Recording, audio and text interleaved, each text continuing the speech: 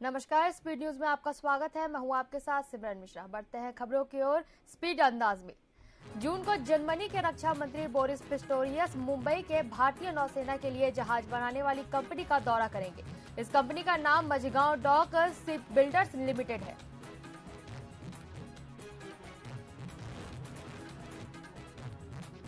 पाकिस्तान के पूर्व प्रधानमंत्री इमरान खान की पत्नी बुशरा बीवी को बुधवार को नेशनल अकाउंटेबिलिटी ब्यूरो के सामने पेश होना है। बुशरा को 60 अरब रुपए के अलकादरी ट्रस्ट स्कैम में पूछताछ के लिए बुलाया गया है।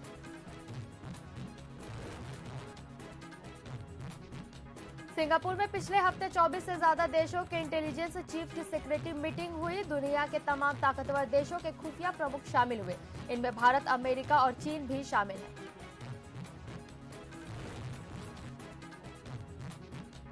रूस के साथ जंग के बीच मंगलवार को यूक्रेन का सबसे बड़ा डैम काखोवा तबाह हो गया। रॉयटर्स की रिपोर्ट के मुताबिक डैम का पानी जंग के मैदान तक पहुंच गया। बाढ़ के डर से आसपास के गांव खाली कराए जा रहे हैं। खरसोन इलाके को भी अलर्ट पर रखा गया है। रूसी न्यूज एजेंसी के मुताबिक 80 गांव में बाढ़ का खतरा है। इन गांवों के लिए अगले 5 घंटे काफी अहम बताए जा रहे हैं। अमेरिका में पहली बार खुलकर कहा है कि वो इजराइल और सऊदी अरब में नॉर्मल रिलेशनशिप चाहता है। गल्फ देशों के 3 दिन के दौरे पर रवाना होने से पहले अमेरिकी विदेश मंत्री एंटनी ब्लिंकन ने कहा कि अमेरिका की भी नेशनल सिक्योरिटी के लिए बहुत जरूरी है कि इजराइल और सऊदी अरब के बीच नॉर्मल रिलेशन हो।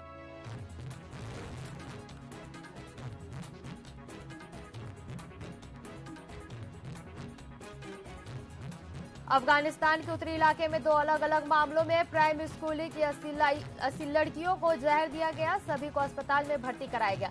इलाके के शिक्षा अधिकारी ने रविवार को यह जानकारी दी। अगस्त 2021 में तालिबान के सत्ता में आने के बाद ये पहला ऐसा मामला है।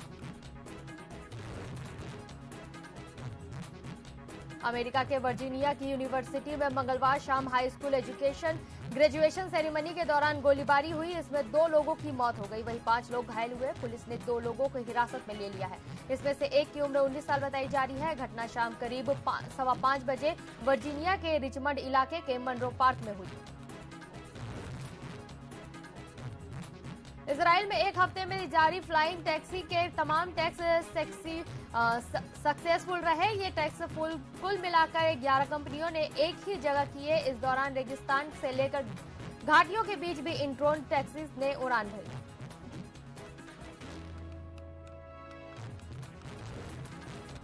आठ महीने पहले तक पाकिस्तान के सबसे ताकतवर शख्स रहे पूर्व army chief general Qamar Javed Bajwa को फ्रांस में गालियां सुनने को मिली। बाजवा यहां पत्नी आयशा अमजद के साथ छुट्टियां मनाने के लिए पहुंचे हैं।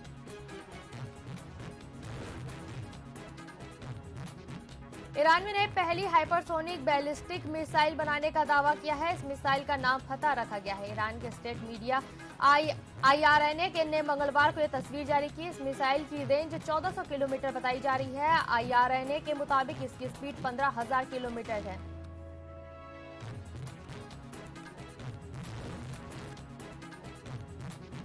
कोविड-19 ने दुनिया में लाखों लोगों की जान ली। इसके अलावा कई दूसरी तरह के अनगिनत नुकसान भी हुए। जापान में तो अजीब तरह का मामला सामने आया है। यहाँ के लोग और खासकर यंग जनरेशन ठीक तरह से मुस्कुराना भी भूल गई है। ऑस्ट्रेलिया की सबसे खतरनाक सीरियल किलर कहने जाने वाली महिला बेगुनाह पाई गई। इस महिला पर अपने 4 मासूमों बच्चों को कत्ल के आरोप लगे हैं। बताया गया है कि महिला ने 19 दिन से लेकर 1.5 साल तक के बच्चों की हत्या अपने हाथों से की है। ये उसके अपने बच्चे थे।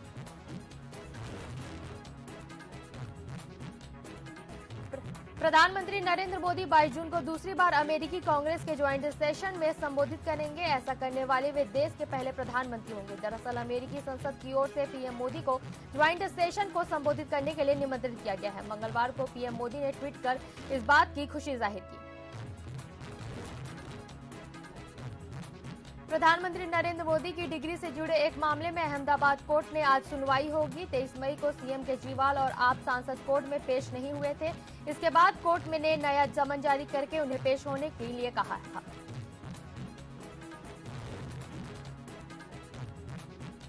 उपराष्ट्रपति जगदीप धनखड़ ने मंगलवार को कांग्रेस नेता राहुल गांधी के अमेरिका में दिए गए बयान पर निशाना साधा। उन्होंने कहा, हमें रियर व्यू मिरर में से देश के संस्थान को कलंकित और नष्ट करने वालों को देखना चाहिए। दरअसल राहुल गांधी ने रविवार को अमेरिका में कहा था कि पीएम मोदी देश की गाड़ी को रियर व्यू मिरर देखकर चला रहे हैं। वे सिर्फ पीछे की तरफ देख रहे हैं और फिर हैरान हो रहे हैं कि हादसे पर हादसे क्यों हो रहे हैं। जम्मू कश्मीर के पूर्व मुख्यमंत्री और नेशनल कॉन्फ्रेंस के उपाध्यक्ष उमर अब्दुल्ला ने राज्य में चुनाव न करवाने पर चुनाव आयुक्त पर सवाल उठाए।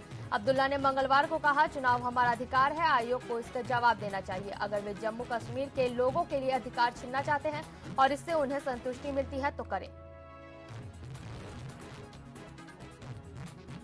हरियाणा के शाहबाद में पुलिस द्वारा लाठीचार्ज करने के बाद साहा चौक पर बैठे किसानों को पुलिस ने खदेड़ दिया था। किसानों ने मंगलवार रात को साहा अंबाला, साहा शाहाबाद और साहा पंचकूला और साहा जगाधरी मार्ग को जाम कर दिया था। बुधवार सुबह धरना स्थल पर पहुंची पुलिस ने किसानों को खदेड़ दिया। यही नहीं, कई किसानों को हिरासत में लिया गया है। नारकोटिक्स कंट्रोल ब्यूरो ने देश भर में फैले एक बड़े ड्रग्स सिंडिकेट का खुलासा किया है। एनसीबी के डिप्टी डीजी ज्ञानेश्वर सिंह ने मंगलवार को प्रेस कॉन्फ्रेंस में बताया कि अलग अलग छापेमारी में देश के ड्रग्स तस्करी से जुड़े गैंग के 6 लोगों को गिरफ्तार किया गया है। सिंह ने बताया कि तस्करों से नशीली दवा लिसर्जिक एसिड डाइथैलेमाइड के 15,000 पैकेट्स बरामद किए गए हैं। इनकी मार्केट वैल्यू 1,000 करोड़ रुपए है। मणिपुर की राजधानी इंफाल में हिंसक भीड़ ने 3 लोगों को जिंदा जला दिया। इसमें मां बेटे भी शामिल हैं। तीनों इलाज कराने के लिए एम्बुलेंस से जा रहे थे। रास्ते में करीब 2,000 लोगों की भीड़ ने हमला कर दिया और गाड़ी में आग लगा दी। पुलिस के मुताबिक आग लगने के बाद राख से सिर्फ हड्डियां मिली हैं। दिल्ली पुलिस ने लगभग 2,000 लोगों को ठगने वाले एक गैंग का पर्दाफाश किया है। पुलिस की intelligence fusion and strategic operation team ने गैंग के 6 मेंबर्स को गिरफ्तार कर लिया है। ये गैंग मेंबर्स लोन देने के बहाने लोगों का फोन एक्सेस हासिल कर लेते थे, बाद में उन्हें ब्लैकमेल कर पैसे वसूलते थे। प्रयागराज सीजेएम कोर्ट ने आज माफिया अतीक अहमद और उसके भाई अशरफ हत्याकांड की सुनवाई होगी। Seat shooter loveless Tiwari, Sunny Singh और अरुण मौर्य की न्यायिक हिरासत 14 दिन और बढ़ाने की मांग करेगी। इससे पहले एसआईटी तीनों आरोपियों के प्रतापगढ़ जेल में पूछताछ कर चुकी है। अब जून के अंतिम सप्ताह में चार्जशीट दाखिल करने की तैयारी है। इसके बाद ट्रायल शुरू होगा और आरोप तय होंगे। 15 अप्रैल को पुलिस हिरासत में अतीक और अशरफ की गोली मारकर हत्या हुई। मुंबई में एक गर्ल्स हॉस्टल में मंगलवार शाम को एक 18 साल की लड़की की लाश मिली। पुलिस को शक है कि रेप के बाद लड़की की हत्या की गई है। पुलिस इस मामले में हॉस्टल के एक चौकीदार को संदिग्ध आरोपी मान रही थी, जो घटना के बाद फरार हो गया था। सीबीआई ने मंगलवार को कस्टम विभाग के 2 डिप्टी कमिश्नर को गिरफ्तार किया है। इन पर मुंबई में कस्टम के नहावा शेवा इंपोर्ट सेक्शन पर काम करने के दौरान भ्रष्टाचार करने और बिचौलियों के जरिए रिश्वत लेने का आरोप है। एक कस्टम ऑफिसर पर रिश्वत में 3.5 लाख रुपए की मसाज चेयर, 23,000 रुपए के जूते और 61,000 रुपए की वॉशिंग मशीन लेने के आरोप है। हिमाचल में 2 दुर्गम जिलों में सटी चीन की सीमा पर भारतीय सेना अब आसानी से पहुंच पाएगी। लाहौर और किन्नौर के बॉर्डर पर तांदी किलाड़ संसारी नाला सड़क से आसानी से पहुंचा जा सकेगा। केंद्र ने सामरिक दृष्टि से महत्वपूर्ण इस सड़क को नेशनल हाईवे का दर्जा दे दिया है।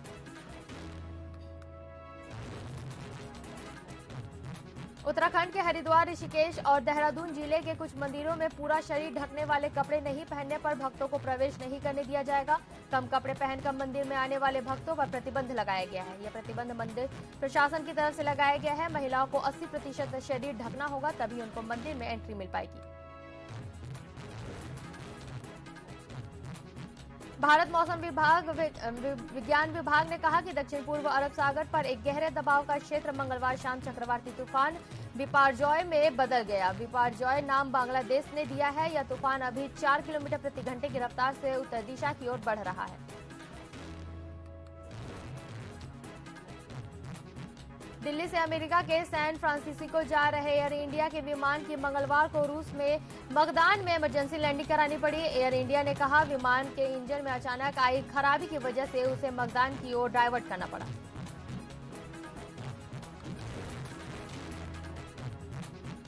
हिमाचल प्रदेश जाने वाले टूरिस्टों को लोगों के लिए अच्छी खबर है। हिमाचल प्रदेश पथ परिवहन निगम 8 जून से दुनिया के सबसे ऊंचे रूट दिल्ली लेह पर बस सेवा शुरू करने जा रहा है। परिवहन निगम बीते साल की तुलना में इस बार 7 दिन पहले इस रूट पर बस सेवा आरंभ करने जा रहा है। इसके बाद देश की राजधानी से लोगों को सीधे लेह के लिए बस सुविधा मिलेगी। फिलहाल वक्त हो चला एक छोटे से ब्रेक का। ब्रेक के बाद फौरन लौटेंगे।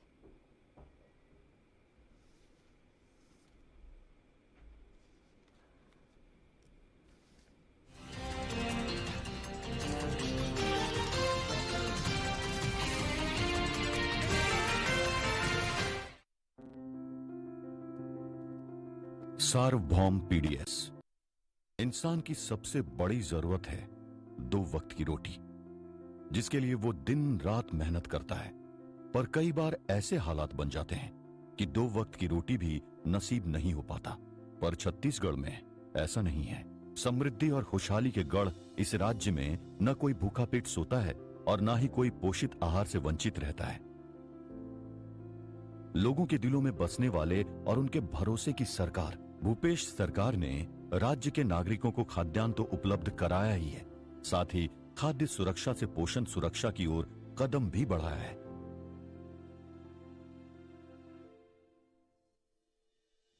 प्रदेश में वर्ष 2011 की जनगणना के अनुसार सार्वभौम पीडीएस के तहत 2,61,00,000 हितग्राहियों को अर्थात 100% खाद्य सुरक्षा का लक्ष्य पूरा कर लिया है। अब राशन कार्डधारी अपनी सुविधा से छत्तीसगढ़ अथवा देश के किसी भी राज्य की उचित मूल्य दुकान से राशन सामग्री प्राप्त कर सकते हैं। इसके लिए one nation one ration card योजना पर काम किया गया है।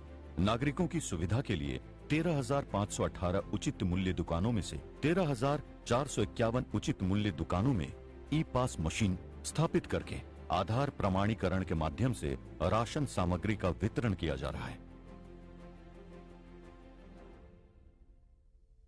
इसके अलावा प्रदेश के 10 आकांक्षी जिलों में फोर्टिफाइड चावल का भी वितरण मध्याह्न भोजन और पूरक पोषण आहार योजना के माध्यम से किया जा रहा है। इसके अलावा राज्य के मुखिया ने अप्रैल 2023 से सभी जिलों में पीडीएस के गरीब राशन कार्डधारियों को फोर्टिफाइड चावल का वितरण करने की घोषणा भी की है। छत्तीसगढ़ सरकार, भरोसे की सरकार।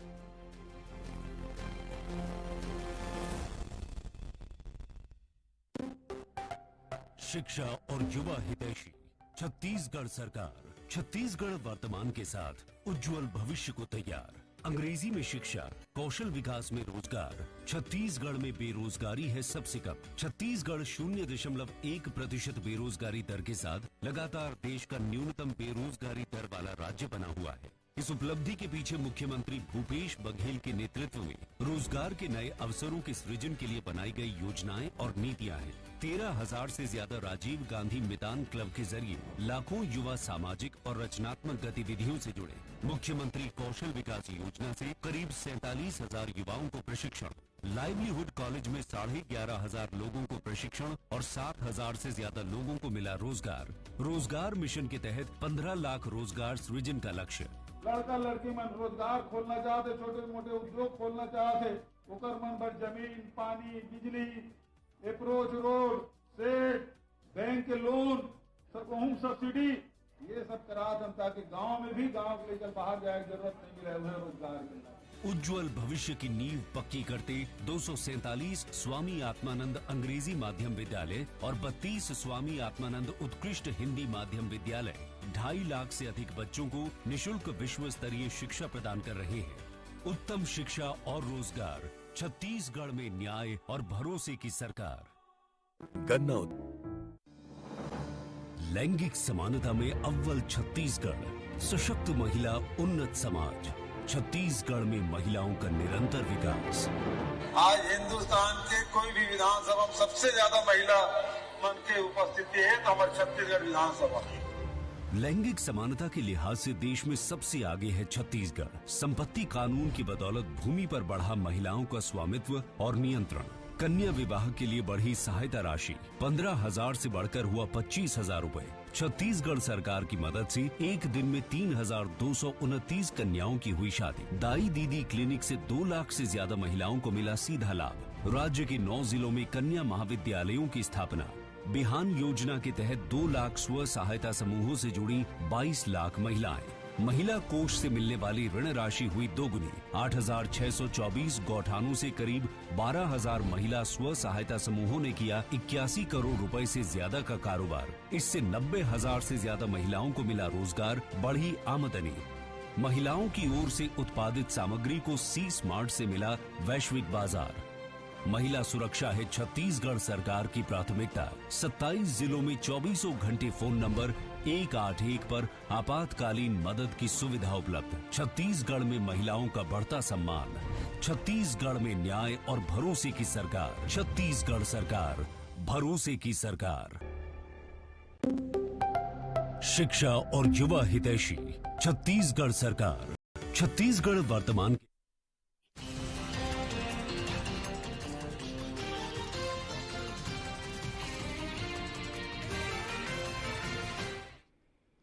ब्रेक के बाद आपका स्वागत है। बढ़ते हैं खबरों की ओर। तो 8 जून को मुख्यमंत्री शिवराज सिंह चौहान भिंड के प्रसिद्ध हनुमान मंदिर दंदौरा धाम पर आएंगे, जिसे लेकर कलेक्टर एसपी ने दंदौरा धाम का निरीक्षण किया। आपको बता दें, सीएम शिवराज सिंह हनुमान मंदिर में दर्शन करेंगे, साथ ही विधानसभा चुनाव को लेकर कार्यकर्ता के साथ बड़ी बैठक भी लेंगे। उत्तराखंड के मुख्यमंत्री पुष्कर सिंह धामी ग्वालियर पहुंचे। सीएम धामी ने विपक्ष पर सवाल खड़े करते हुए विपक्ष की तुलना सांप, बिच्छू, नेवला, केकड़े से करते हुए कहा कि जिस तरह बरसात से के भय से सांप, बिच्छू, नेवला, केकड़े एक हो जाते हैं, ऐसा ही विपक्षी हो रहे हैं। उन्होंने कहा, मोदी जी के डर से विपक्ष में एका दिखाई दे रही है। वहीं सीएम धामी ने मध्य प्रदेश के शिवराज सरकार की जमकर तारीफ की।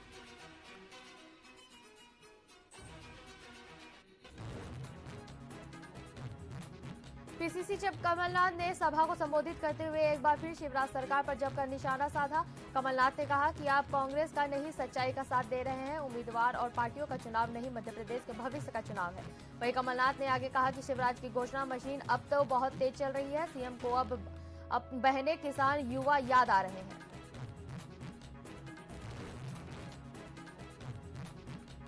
हरियाणा के सीरत से बीजेपी सांसद सुनीता दुग्गल केंद्र की मोदी सरकार के 9 वर्ष पूरे होने पर छिंदवाड़ा पहुंची। इस दौरान उन्होंने एक पत्रकार वार्ता को संबोधित करते हुए मोदी सरकार की उपलब्धियां गिनाई। उन्होंने महिलाओं के सम्मान की बात करते हुए कहा कि मोदी सरकार ने अपना पहला काम महिलाओं के सम्मान से ही शुरू किया। सीहोर में 300 फीट गहरे बोरवेल में गिरी 3 साल की बच्ची का रेस्क्यू ऑपरेशन जारी है। हादसा मुंगावली में मंगलवार दोपहर को हुआ। बच्ची 29 फीट नीचे फंसी हुई थी।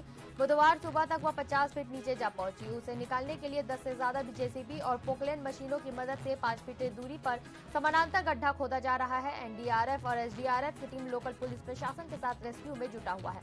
पत्थरों के कारण अब तक 28 फीट खुदाई ही हो पाई है। भिंड जिले की लाहार थाना पुलिस ने अंतर्राज्यीय चोरी के आरोपी को धर दबोचा है। जहां पकड़े गए आरोपी से लाहार कस्बे की 19 चोरी वारदातें कबूली हैं। वहीं कुल 21 वारदातों का खुलासा हुआ है, जिनमें जालौन जिले में चोरी की 3 वारदातें शामिल है, जिसमें पुलिस ने आरोपी से 24 लाख रुपए के सोने चांदी के जेवर और 1.5 लाख रुपए नकदी बरामद किए। अशोकनगर में पटवारी और कोटवार को शर्मसार होना पड़ा। दरअसल महिलाओं ने उन्हें लाठी डंडों चप्पलों से खूब पीटा। उसके बाद उससे राजस्व अभिलेखों का नक्शा लूटा। इसका वीडियो सोशल मीडिया पर जमकर वायरल हो रहा है। कांग्रेस ने नर्मदा मंदिर परिसर में भागवत कथा का आयोजन किया है। 5 दिवसीय आयोजन के दूसरे दिन कथावाचक ने भागवत के मंगलाचरण का वर्णन किया। भागवत में महात्म्य को सुनने में ज्ञान की प्राप्ति होती है, साथ ही सभी प्रकार के दुखों और विकारों से मुक्ति मिलती है। यह आयोजन 11 जून तक चलेगा। पूर्व मंत्री और बीजेपी विधायक बृजमोहन अग्रवाल ने एक बार फिर प्रदेश सरकार को घेरा है। उन्होंने सीएम पर हमला करते हुए कहा कि मुख्यमंत्री भूपेश बघेल देश में भ्रष्टाचार के प्रतीक बन चुके हैं। प्रदेश की जनता कांग्रेस को ठिकाने लगाकर भाजपा की सरकार बनाएगी। छत्तीसगढ़ की कांग्रेस सरकार पर भ्रष्टाचार का आरोप लगाते हुए भारतीय जनता युवा मोर्चा ने राजधानी रायपुर में भ्रष्टाचार की बारात निकाली। इस दौरान भाजपा नेताओं ने मुख्यमंत्री भूपेश बघेल, स्वास्थ्य मंत्री टीएस सिंहदेव सहित कैबिनेट मंत्रियों के मुखौटे पहने हुए थे और सरकार के खिलाफ जमकर नारेबाजी करते हुए शराब घोटाले सहित विभिन्न मुद्दों पर प्रदेश सरकार के खिलाफ जमकर नारेबाजी की। आगामी विधानसभा चुनाव की तैयारी को लेकर राजनीतिक पार्टियों की कवायदें तेज होने लगी हैं। 8 जून को कांग्रेस बड़े स्तर पर संभागीय सम्मेलन कर रही है, जिसे लेकर प्रभारी मंत्री मोहम्मद अकबर के नेतृत्व में एक बैठक हुई। बैठक में संभागीय सम्मेलन में उपस्थित होने वाले अतिथियों की लिस्ट तैयार की गई।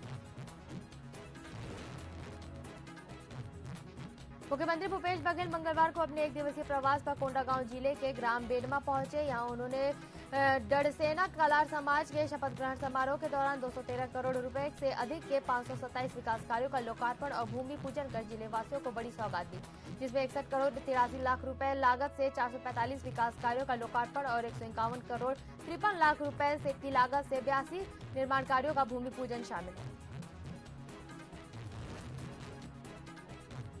पूर्व मंत्री ने एक बार फिर सीएम बघेल पर निशाना साधा। कांग्रेस के कथित 2000 करोड़ शराब घोटाले सहित 500 करोड़ का कोयला घोटाले पर तलक तंज कसा। छत्तीसगढ़ जैसे शांत प्रदेश को माफियागढ़ बनाने का लगाया आरोप। वहीं सीएम फेस को लेकर भी कांग्रेस को घेरा।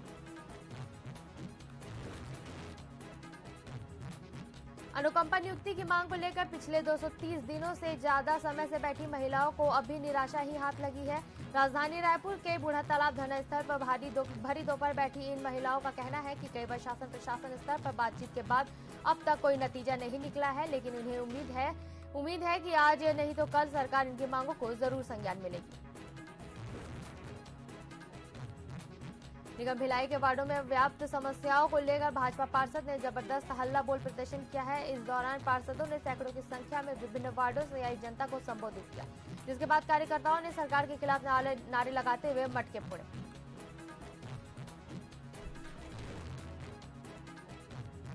तखतपुर के नेवरा में फर्जी एंट्री करने वाले सरपंच पर कार्रवाई की गई है। बताया जा रहा है कि नेवरा पंचायत के सरपंच मनरेगा मास्टर रोल में फर्जी एंट्री कर अपने चहेतों को लाभ पहुंचाते थे, जिस पर एसडीएम ने पंचायत अधिनियम की धारा 40 के तहत सरपंच और तीनों पंचों को बर्खास्त कर दिया।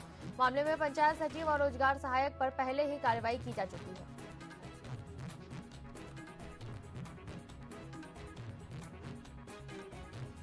धमतरी जिले के बिरेझर पुलिस ने 3 साथी चोरों को गिरफ्तार किया है, जो चोरी के गहनों को गोल्ड फाइनेंस कंपनी के फाइनेंस के पैसे करवाकर पैसे निकालते थे। वहीं पुलिस ने आरोपियों के पास से चोरी के गहनों को बरामद कर आगे की कार्रवाई में जुट गई है। इसके साथ ही पुलिस ने आरोपियों के खिलाफ मामला दर्ज कर उन्हें जेल भेज दिया है। कोरबा में जब अयोध्या की पावन मिट्टी और सरयू का पवित्र जल पहुंचा तो मंदिर में नवनिर्मित राम दरबार तक एक सैलाब देखा गया। वहीं शाम 5:45 बजे 11 पंडित अयोध्या से मिट्टी और सरयू का जल लेकर हनुमान मंदिर के पास पहुंचे। विधायक जय सिंह अग्रवाल, उनकी धर्मपत्नी पूर्व महापौर रेणु अग्रवाल और उनके परिजनों सहित उपस्थित हजारों भक्तों ने मिट्टी और जल को प्रणाम किया। बिजली विभाग दुर्ग की बड़ी लापरवाही से एक युवक की मौत हो गई। बताया जा रहा है कि युवक बिजली विभाग बघेरा का अस्थायी कर्मचारी था, जिसे काम के दौरान 25 फीट ऊंचे खंभे में बिना किसी सुरक्षा उपकरणों के उसे चढ़ा दिया गया, जिसकी वजह से वो करंट की चपेट में आया और नीचे गिर गया।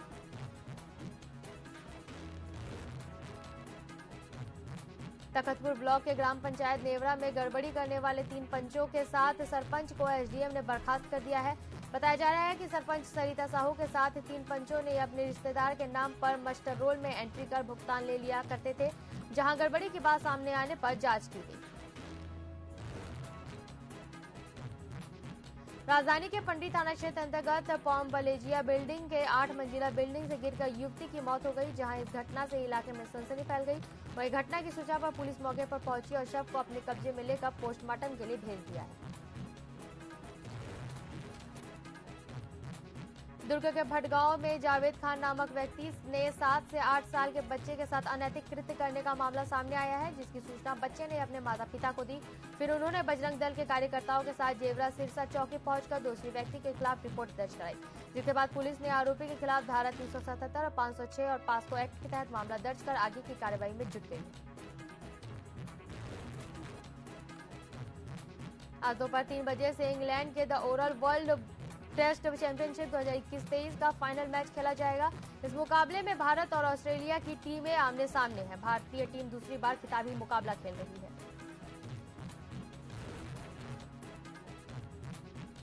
टीम इंडिया के तेज गेंदबाज मोहम्मद शमी टेस्ट बॉलिंग के लिए पूरी तरह फिट हैं। उनकी फिटनेस ऐसी कि वो 3-4 साल और खेल सकते हैं, यह कहना है मोहम्मद शमी के कोच बरुद्दीन सिद्दीकी का। सिद्दीकी ने WTC फाइनल में पहले दिन दैनिक भास्कर से बातचीत की। खिताबी मुकाबला आज इंग्लैंड के द ओवल मैदान पर भारत ऑस्ट्रेलिया के बीच खेला जाएगा और शमी टीम का हिस्सा है।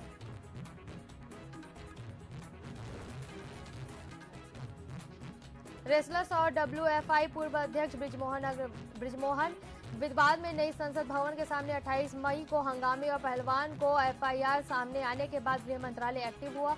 4 जून को गृह मंत्री अमित शाह के घर बजरंग विनेश और साक्षी मलिक ने उनसे मुलाकात की, जो 2 घंटे चली। इस मुलाकात में कोई तीसरा पक्ष मौजूद नहीं था। सितंबर में होने वाले एशिया कप से पाकिस्तान बाहर हो सकता है। श्रीलंका, बांग्लादेश और अफगानिस्तान के हाइब्रिड मॉडल में आयोजन करने से मना कर देने के बाद पाकिस्तान के पास एशिया कप से बाहर जाने के अलावा कोई रास्ता नहीं बचा।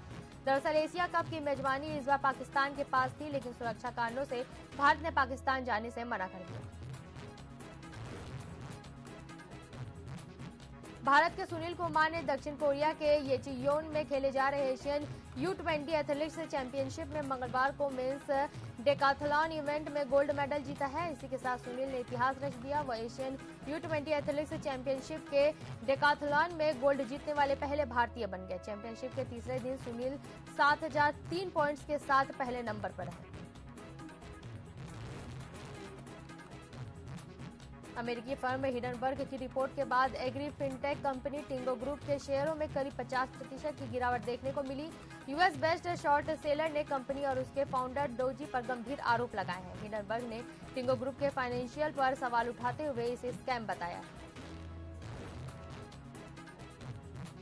आज शेयर बाजार में तेजी देखने को मिल रही है। सेंसेक्स 125 अंक चढ़कर 62,917 के स्तर पर खुला। वहीं निफ्टी में भी 66 अंकों की तेजी रही। यह 18,665 के लेवल पर ओपन हुआ। शुरुआती कारोबार के दौरान सेंसेक्स के 30 शेयरों में 23 से भी ज्यादा तेजी और 9 में गिरावट देखने को मिली। पेट्रोल डीजल की कीमतों में कोई बदलाव नहीं हुआ। फिलहाल दिल्ली में पेट्रोल 96.72 रुपए लीटर है, तो डीजल 89.62 रुपए लीटर के हिसाब से बिक रहा है। वहीं मुंबई में पेट्रोल 106.31 रुपए और डीजल 94.27 रुपए प्रति लीटर मिल रहा है। देश के 16 राज्यों में पेट्रोल 100 रुपए लीटर पर बना हुआ है। अंतर्राष्ट्रीय बाजार में कच्चे तेल की कीमतों में गिरावट देखने को मिल रही है। लिंडा याकारिनो ने ट्विटर के नए CEO के रूप में ऑफिशियली कार्यभार संभाल लिया है। उन्होंने अपनी लिंक्डइन प्रोफाइल के में बायो ट्विटर CEO भी अपडेट कर दिया है। लिंडा ने एक पोस्ट शेयर कर लिखा है, मैं लंबे समय से एलन मस्क के विजन से प्रेरित रही हूं। उन्होंने ये भी बताया कि ऑफिस में उनका पहला दिन बुक्स पढ़ने में भी था। कोरियन कंपनी सैमसंग ने आज यानी 6 जून को अपना नया 5G smartphone Galaxy F54 5G launch कर दिया है। इस फोन में 120 मेगाहर्ट्ज रिफ्रेश रेट के साथ 6.7 इंच की FHD plus super AMOLED plus display मिलेगा। स्क्रीन प्रोटेक्शन के लिए गोरिल्ला ग्लास 5 दिया गया है। गैलेक्सी F54 5G को 8GB रैम और 256GB स्टोरेज के साथ लॉन्च किया गया है। स्पीड न्यूज में फिलहाल के लिए इतना ही। बने रहे TV 94 के साथ। नमस्कार।